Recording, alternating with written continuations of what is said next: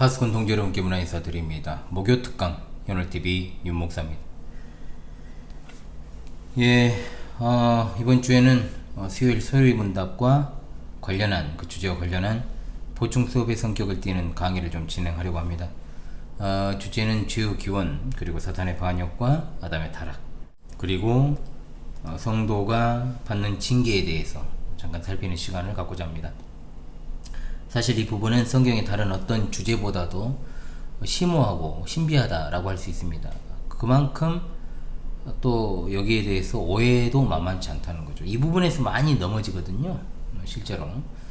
그래서 신앙이 좀 바르게 성장하지 않거나 곁길로 가는 이들은 대부분 죄의 기원, 그리고 아담의 타락 문제에서 걸려 넘어지는 경우, 그러니까 근본부터 넘어지는 거예요.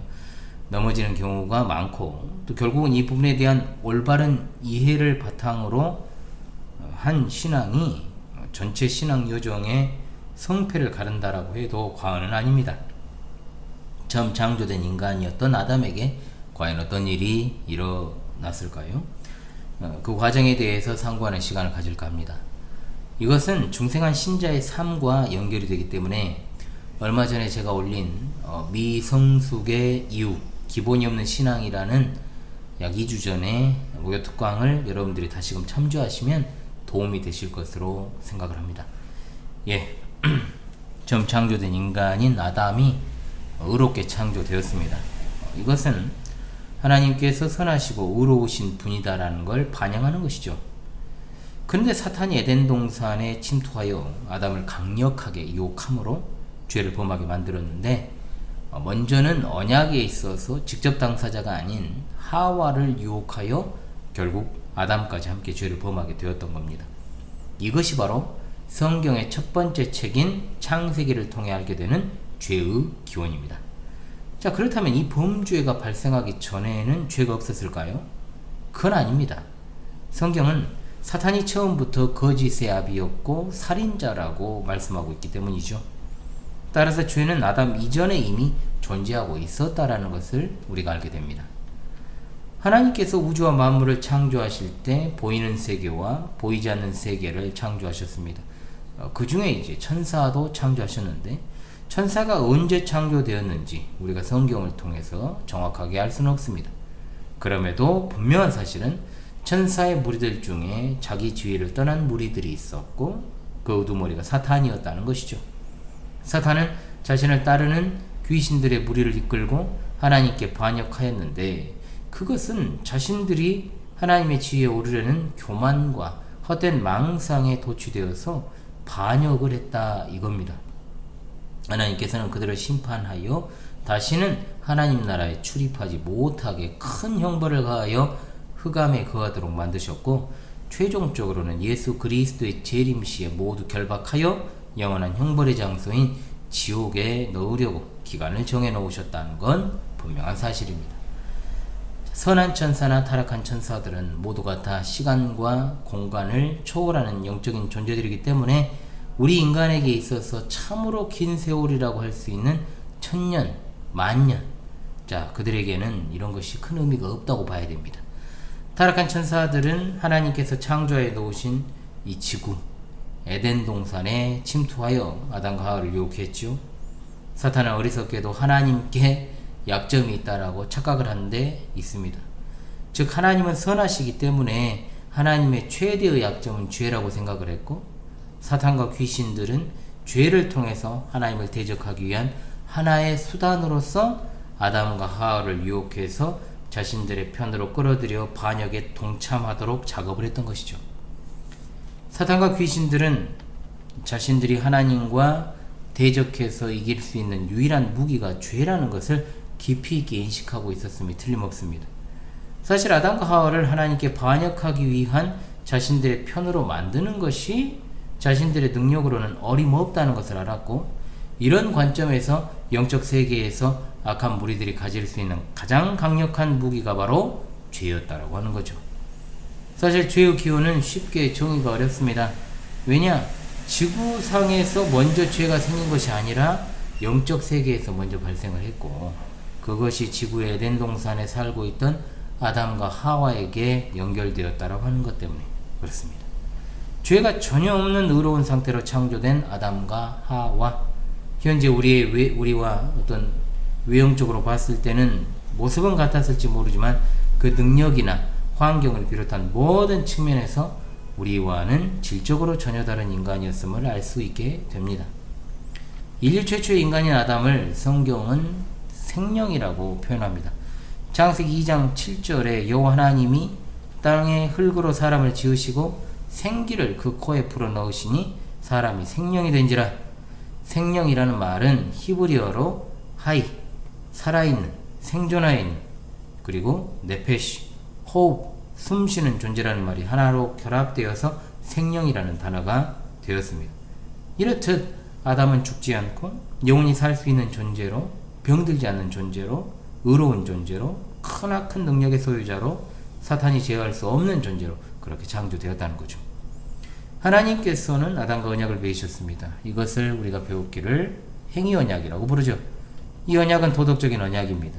자신과 그의 후손이 병들지 않고 영원히 죽지 않는 존재로 살아가는 엄청난 언약이었습니다.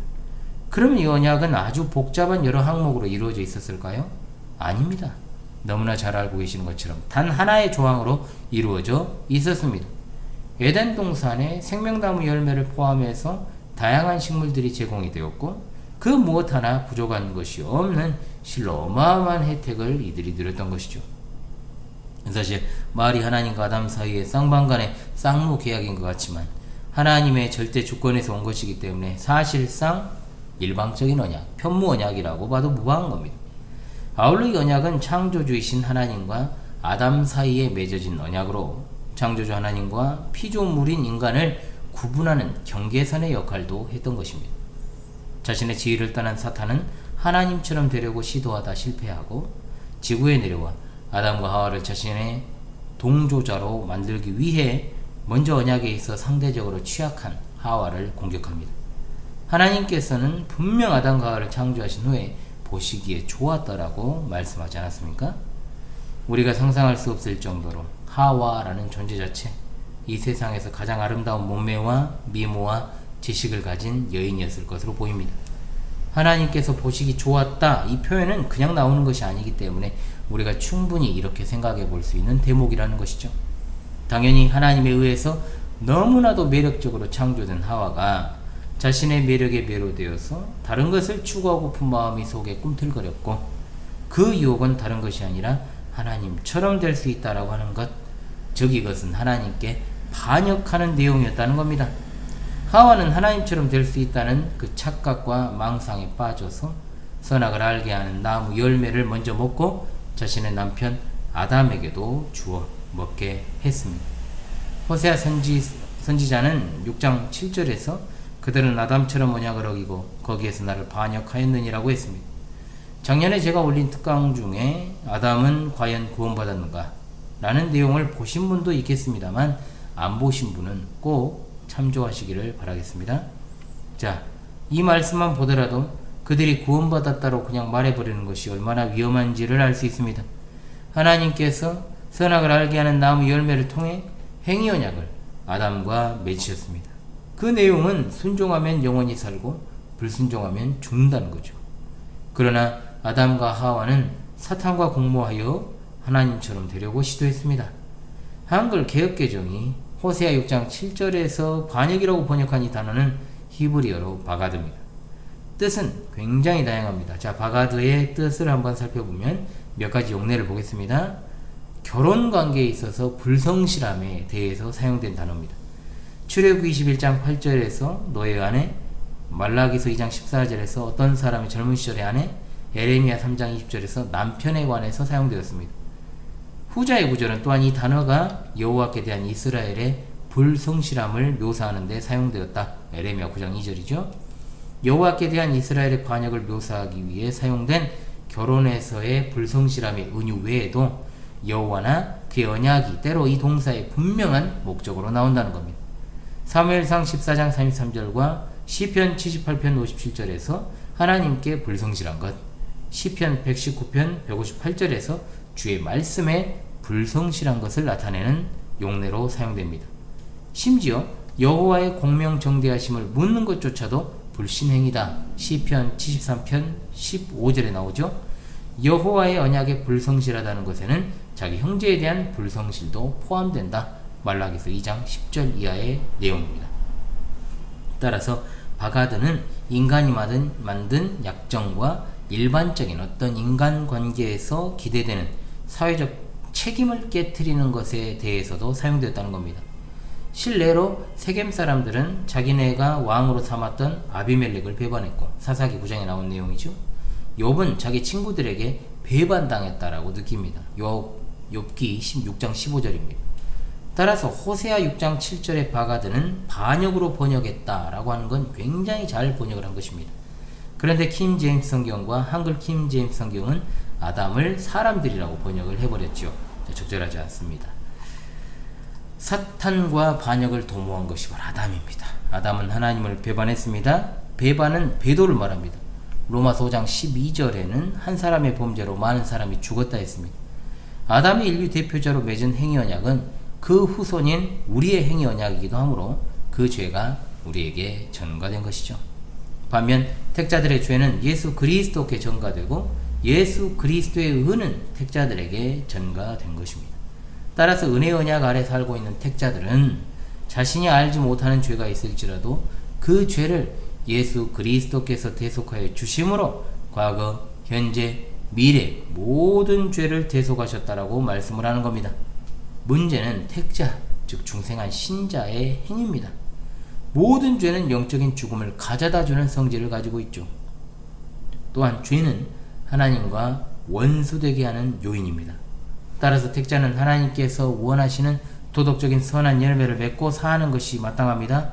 이것을 바울 사도가 하나님과 화평으로 설명을 하고 있죠. 택자들은 모든 죄를 버리고 회개해야 됩니다. 그래야 하나님과의 관계가 바르게 성립이 되지요.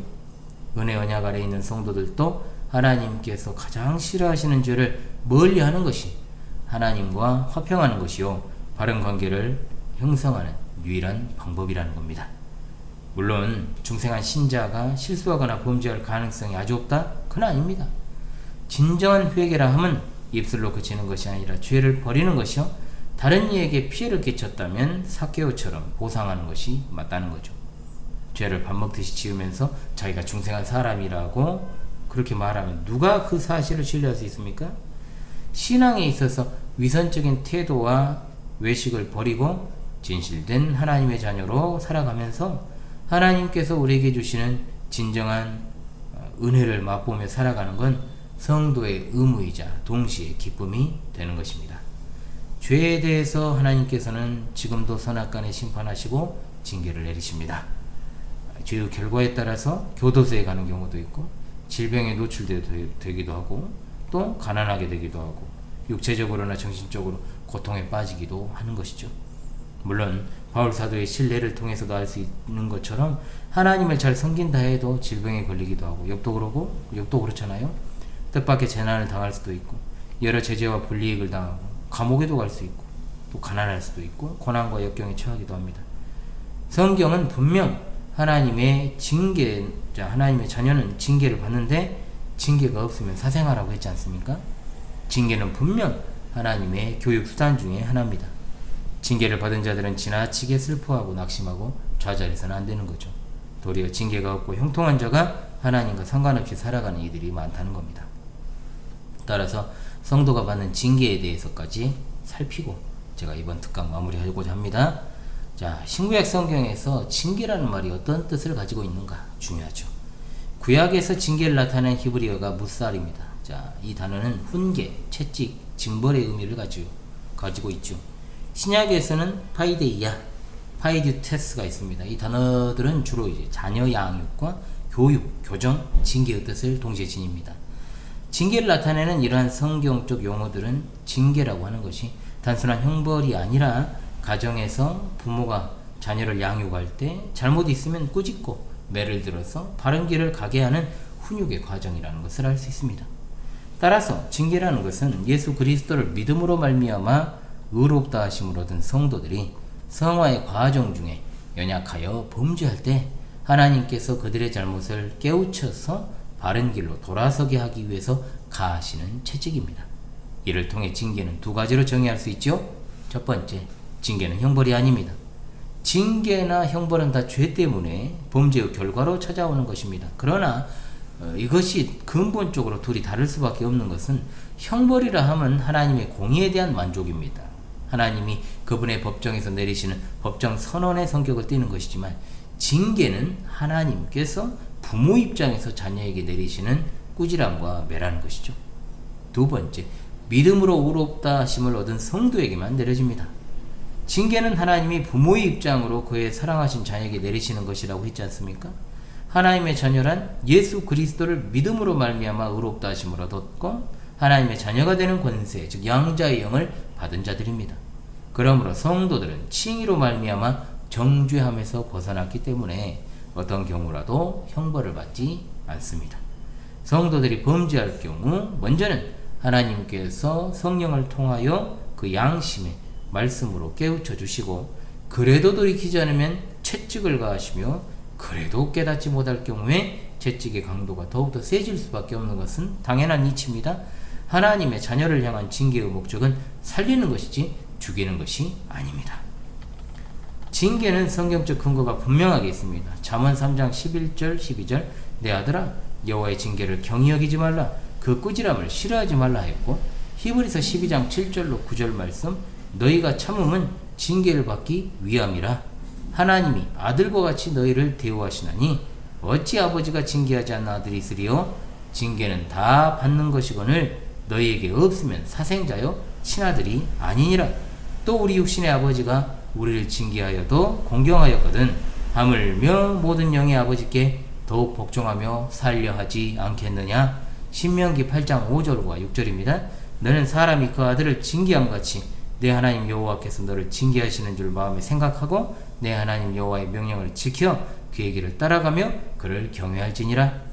고린도전서 11장 32절 우리가 판단을 받는 것은 주께 징계를 받는 것이니 우리는 우리로 세상과 함께 정죄함을 받지 않게 하려 하심이라. 아멘. 따라서 성경에 근거한 징계의 목적을 잘 파악하는 게 중요합니다. 성도들이 범죄의 자리에 떨어질 때 왜 징계하시는가에 대한 분명한 근거가 있습니다. 첫 번째, 여호와의 명령을 지키고 그를 경외하게 하기 위해서입니다. 신명기 8장 5절 6절 아까 소개했죠 여러분? 너는 사람이 그 아들을 징계한 같이 내 하나님 여호와께서 너를 징계하시는 줄 마음에 생각하고 내 하나님 여호와의 명령을 지켜 그의 길을 따라가고 그를 경외할지어다. 두 번째, 하나님께 복종하며 살도록 하기 위해서입니다.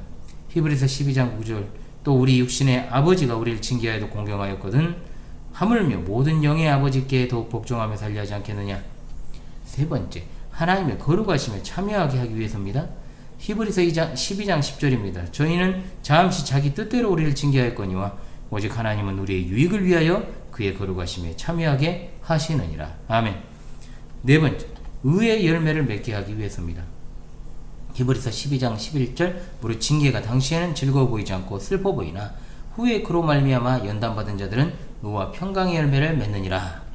자, 이상 열거된 징계의 목적을 종합하면 징계는 하나님의 자녀들로 하여금 죄악의 길에서부터 돌이켜 하나님의 말씀 안으로 들어오게 하므로 하나님의 형상을 닮는 거룩한 생활로 의의 열매를 맺게 하는 것을 목적으로 합니다.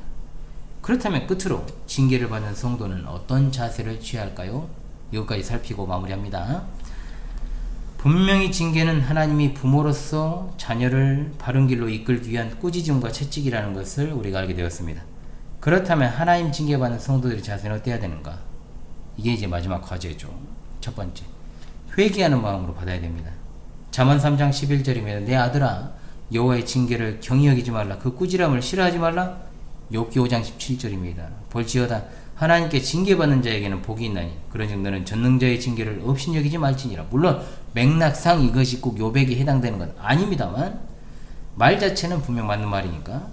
이와 관련해서 성경의 대표적인 인물이 누구냐? 다윗입니다.